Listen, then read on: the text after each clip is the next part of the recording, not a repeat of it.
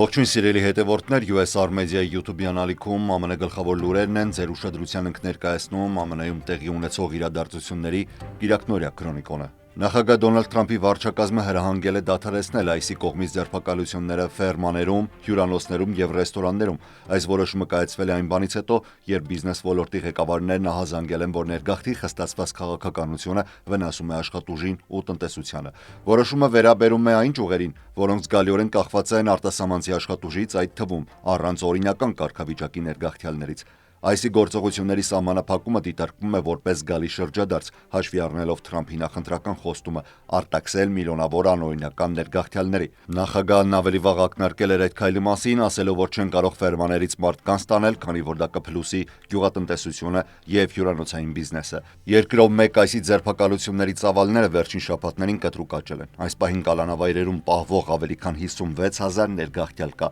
սակայն նույնիսկ այս ցուցանիշը շատ ցածր է ցանկալի օրական 3000 ձերբակալության մակարդակից։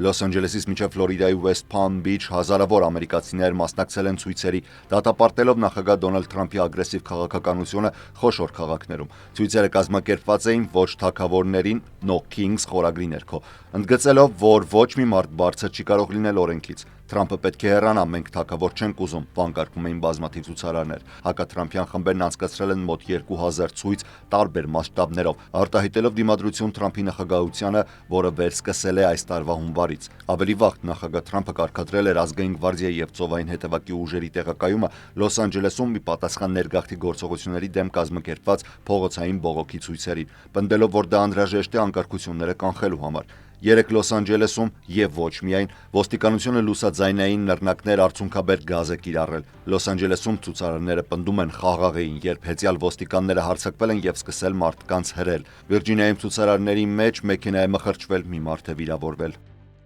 Նախագահ Դոնալդ Թրամփի երկար ժամանակ փափագած ռազմական շքերթը կայացել է։ Վաշինգտոնում նշում էին ԱՄՆ բանակի 250-ամյակը, միևնույն ժամանակ այն համընկել էր Թրամփի 79-ամյակի հետ։ Աշխարհի բոլոր երկրները նշում են իրենց հաղթանակները, ժամանակն է, որ Ամերիկան էլ նշի, ասել են շքերթի մասնակիցներից ոմանք։ Սակայն այս պատմական օրն անգամ զերծ չէր բռնություններից ու հակասություններից։ Նյու Յորքից մինչև Լոս Անջելես 100 հազարավոր ցուցարարներ բողոքի երթերով դատապարտել են Թրամփի նախագահության տարիներին նրա ձեռնարկած քայլերը։ Ես կարծում եմ, որ Դոնալդ Թրամփը ոչնչացնում է մեր երկիրը, ասել է ցուցարարներից մեկը։ Շքերթն էլ սկսվել է նախանշվածից ավելի շուտ Վաշինգտոնի շրջանում սպասվող ամպրոպի պատճառով։ Միջոցառման ժամանակ ցուցադրվել են տանկեր, զրահապատ մեքենաներ, հրետանի եւ այլն։ Թրամփը դիտել է շքերթը բարձր ամբիոնից զրահապատ ապակու հետևից։ Այդ ընթացքում ոչ թագավորներին խորագրով բողոքի ակցիաներ էին ընթանում ամբողջ երկրով, պնդելով, որ ոչ մի անձ օրենքից վեր չի կարող կանգնել։ Նյու Յորքի ցույցերին մասնակցել է նաև դերասան Մարկ Ռուֆալոն, ով ընդգծել է. «Մենք թագավոր ունենք իր շրջապատով ու գորշ դաշնակիցներով, ովքեր ոտնահարում են մեր իրավունքներն ու ազատությունները»։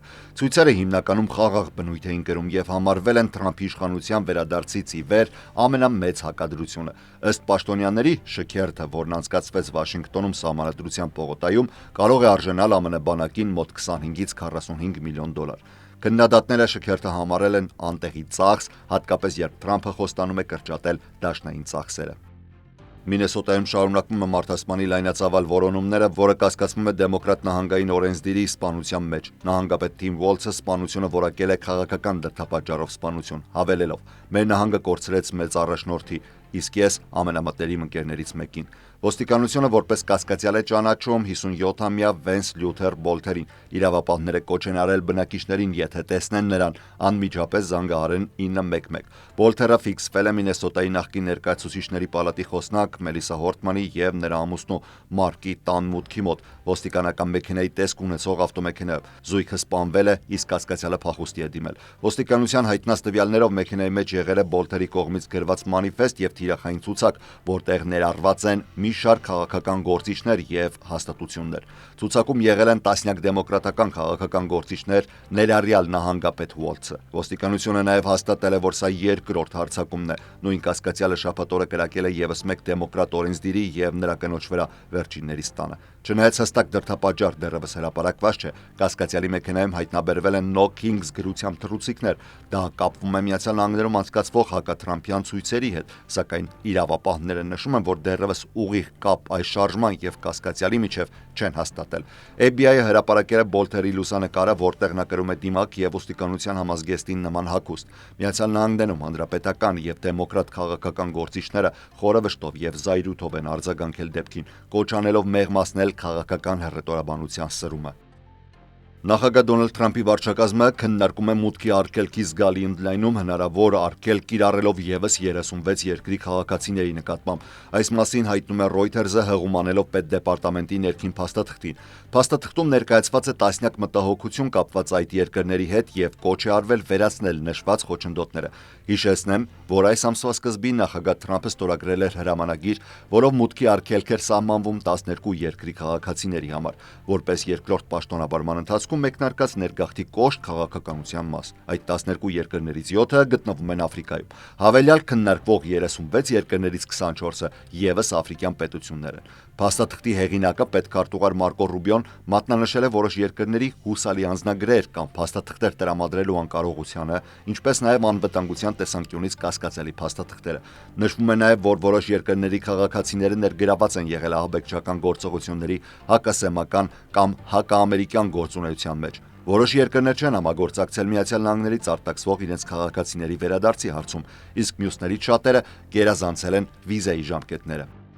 Սան Անտոնիոյում տեղատարապ անձրևների հետևանքով զոհերի թիվը հասել է 13-ի, իսկ բոլոր անհետ կորածները գտնվել են։ Այս մասին տեղեկացրել են տեղի իշխանությունները։ Արագ բարձրացող առուներն ու գետերը մի քանի տասնյակ մեքենաներ են թողել ջրի տակ։ Որոշ մարդիկ ստիպված են եղել անգամ ծառերի վրա բարձրանալ փրկվելու համար։ Վեստ Վիրջինիայի հյուսիսում էլ տեղի ունեցած հորդառատ անձրևները եւ հանկարծակի հեղեղումները հանգեցրել են առնվազն 4 մարդու մահվան։ Այսօր որոնողափրկարարական խմբերը շարունակում են փնտրել անհետ կորածներին, իսկ իշխանությունները գնահատում էին ճանապարհների, կամուրջների, բնական գազի գծերի եւ այլ ենթակառուցվածքների վնասը։